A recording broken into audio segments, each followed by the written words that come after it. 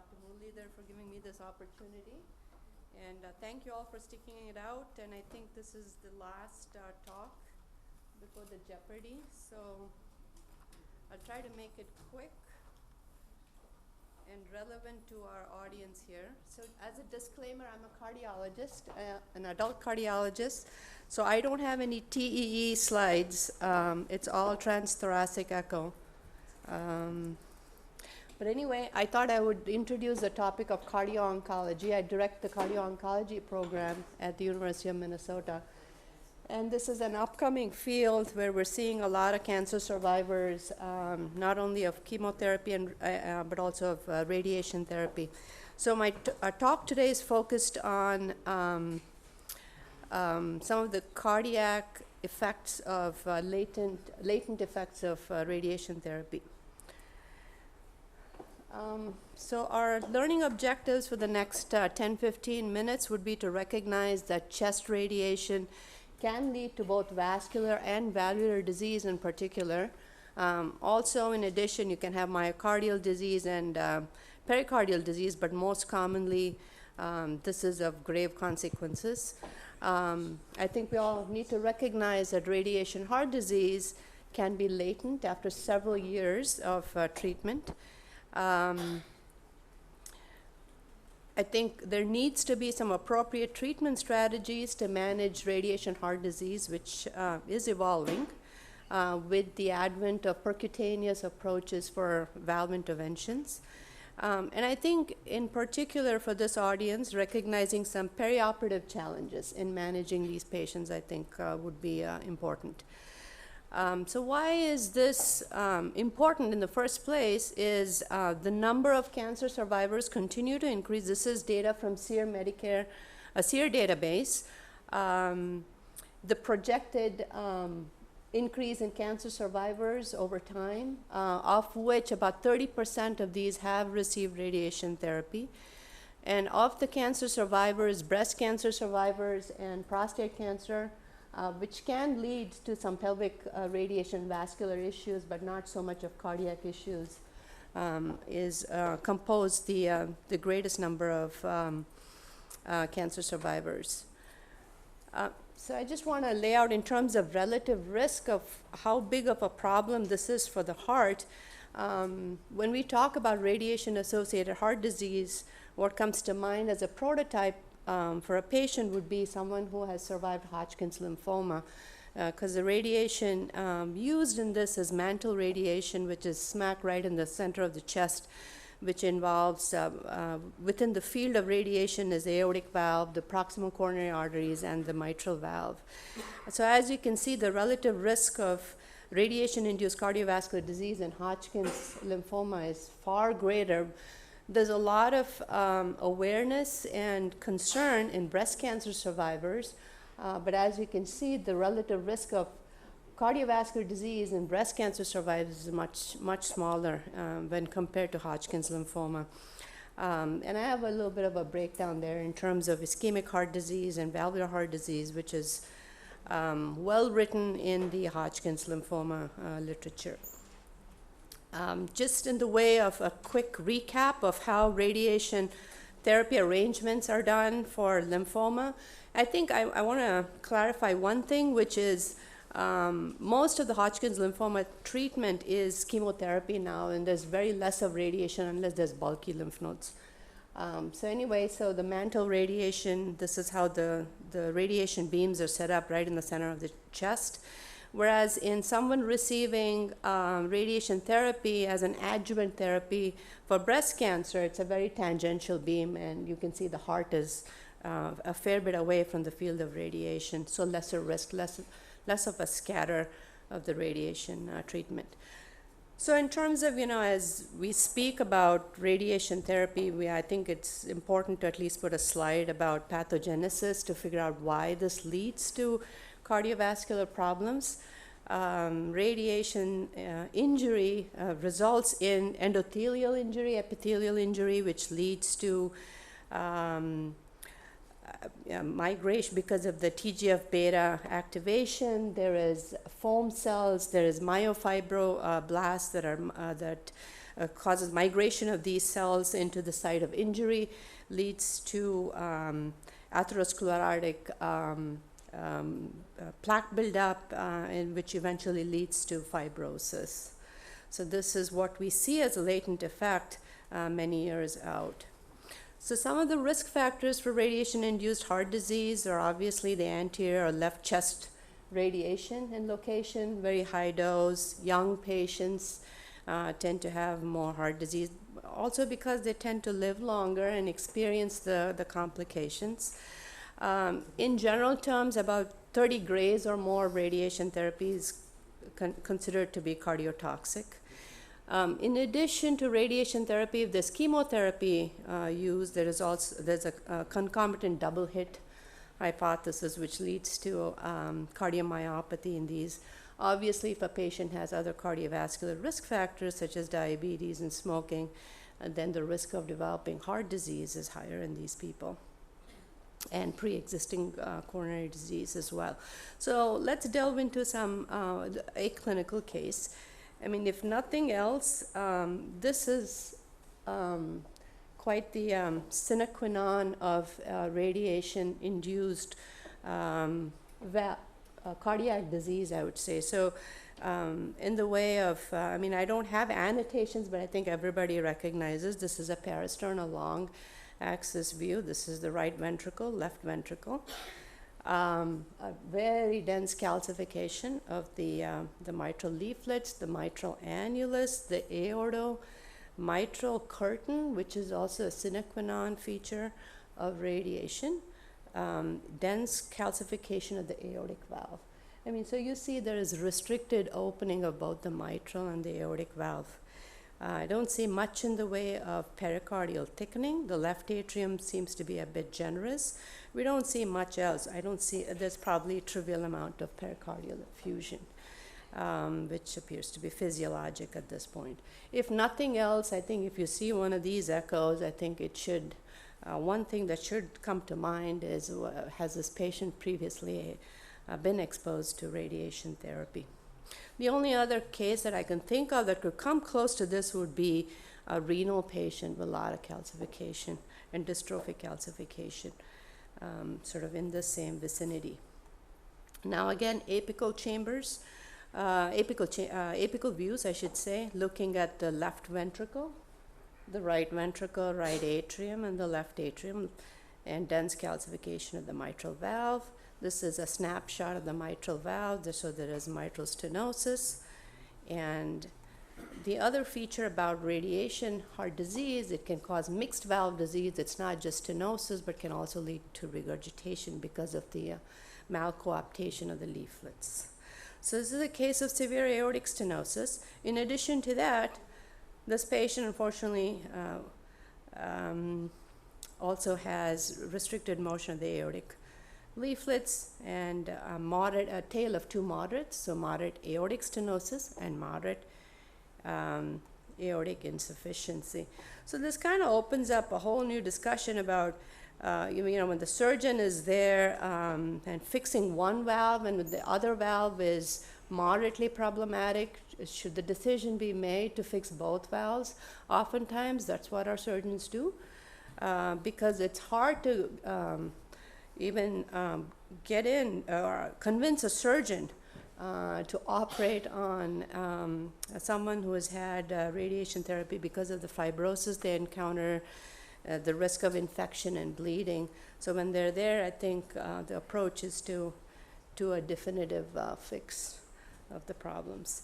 Another commonly encountered feature is porcelain aorta, which is dense calcification of the ascending aorta, which becomes a challenge for surgeons as to where they would be able to cross-clamp to put the patient on cardiopulmonary bypass when they do the valve surgery. So which actually opens doors for some percutaneous options such as TAVI, so cutaneous aortic valve implantation, and we've also done in our center some transcatheter mitral replacement using Edward Sapien valves.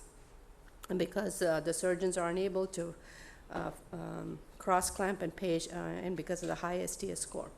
So anyway, as a recap, radiation heart disease, valvular heart disease can occur up to half of the patients with previous mediastinal radiation therapy. Most commonly affected is the aortic and the mitral valves. Obviously, as I mentioned, it can have a very varied spectrum of even thickening and calcification, which results not only in stenosis but also or regurgitation. The other surrounding structures can be affected, as we alluded to, and oftentimes the diagnosis occurs more than a decade following radiation. Again, this is just another illustration of the same point, in that it can the other important thing here that needs to be pointed out is the pericardium that can be affected, and you can see in the polar map that the lateral wall has very limited strain pattern, the coronary calcification, and the proximally ascending aorta, conduction disease, which can also be a concomitant cardiac feature in these patients. I think this is sort of the more relevant part of the talk for anesthesiologists, which is the perioperative challenges one would encounter in these patients. These patients oftentimes, after chemotherapy, a lot of them do develop metabolic syndrome, so they have diabetes, hypertension as their common comorbidity. If they have received chemotherapy in the past, they can have cardiomyopathy as a result of this therapy. Coronary artery disease, multiple valves can be involved, tricuspid regurgitation as a result of pulmonary hypertension, secondary pulmonary hypertension or post-capillary pulmonary hypertension. As I alluded to, mixed valve disease, even cerebrovascular disease if they've had head and neck radiation. Autonomic dysfunction, oftentimes patients who have had radiation to the chest have an elevated heart rate at baseline. So it's not abnormal, that's not an indication of hypovolemia, it's just that their autonomic nervous system is reset. And orthostatic hypotension can also be a feature of this. This is just a quick, and this is again an evolving field of research. I think the point of the slide is to just, to this audience, is to say that there is an increased incidence of autonomic dysfunction in Hodgkins survivor patients.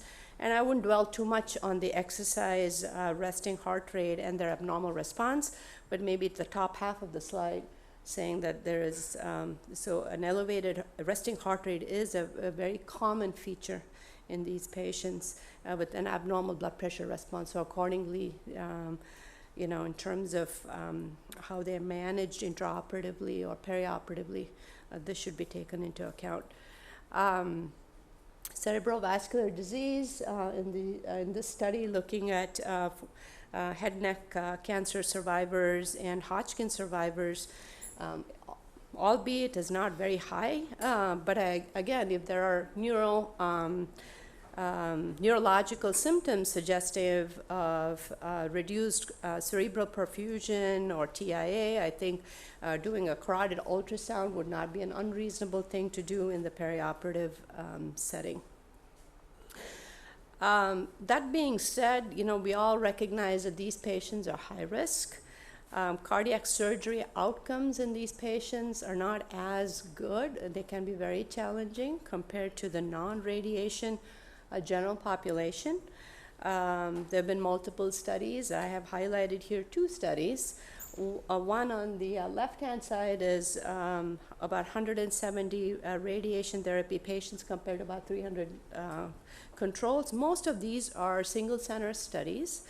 Again, the point of this is to note that the cumulative survival in radiation therapy or patients who have received previous radiation undergoing cardiac surgery is far less compared to the general population who are undergoing cardiac surgery who have not received radiation. And likewise, the radiation therapy survivors who are undergoing surgery compared to the non-surgery controls there is also reduced survival in these patients. So bottom line is patients who are undergoing cardiac surgery, who have previously received radiation therapy, have the worst survival outcome. But that being said, I mean, the fact that they are survivors should certainly give us a pause, and that doesn't mean that we shouldn't operate on these people. And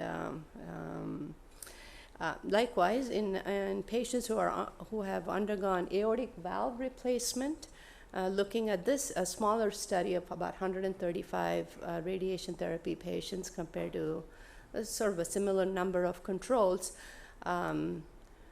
RT patients who undergo AVR have a lower survival or a freedom from death or cumulative survival compared to the controls. And the reason for this, again, is infection, bleeding, the surgical outcome itself with all the fibrosis that's encountered for the surgeon. I mean, I don't want to continue to paint a dismal picture, but the same kind of theme with patients undergoing pericardial stripping. Patients here post-radiation compared to the post-operative constrictive pericarditis patients undergoing pericardial stripping versus idiopathic patients with our constrictive pericarditis undergoing pericardial stripping. So the overall survival for patients with radiation therapy is comparatively less to the other two groups. Now, in terms of, I mean, these are obviously suggestions of perioperative workup. I think recognizing that these patients are challenging would be a very good start for everybody. For patients, so these are for any cancer survivors who have previously received radiation. If they are undergoing any surgery, I think as any anesthesiologist would do, or in the perioperative clinic, doing a thorough history physical and some basic labs, a 12-lead EKG would be recommended because of some asymptomatic conduction disease that folks would have. Obviously, echocardiography plays a very important role in assessing not only the ventricular function, but also valvular function, and assessing pulmonary artery systolic pressure. I say this and say strongly consider for non-invasive stress testing. There are a handful of studies that have looked at Hodgkins survivors where they have, in asymptomatic patients who have undergone stress testing about 5 to 10 years after radiation therapy, where proximal coronary disease has been detected, or which has up until then been unrecognized.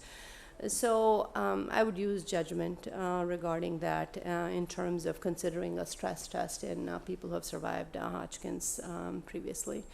Pulmonary evaluation is of importance because a lot of the post-operative complications are pulmonary in nature in these patients. So doing chest X-ray and an optional PFTs to assess what their pulmonary function test or FEV1 is would be important. Obviously, for cardiac surgeries, people needing valve replacements, coronary artery disease, or bypass and such, this is what we follow. Coronary angiograms, obviously, for everybody. Without, we don't mess around with coronary CTAs.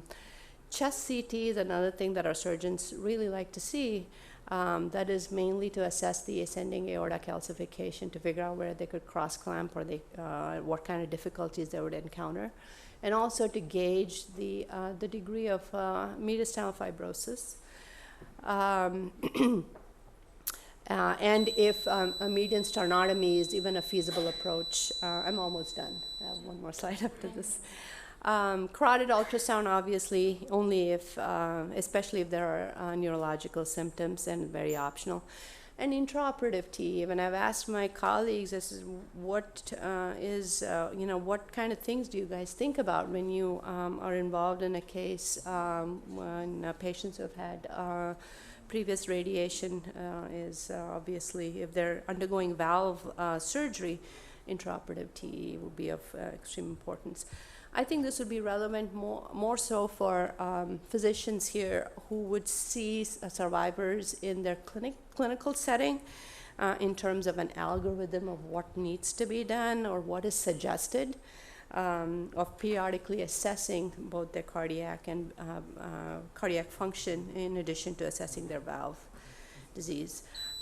In summary, I think we all recognize mediastinal radiation has significant long-term adverse CV effects.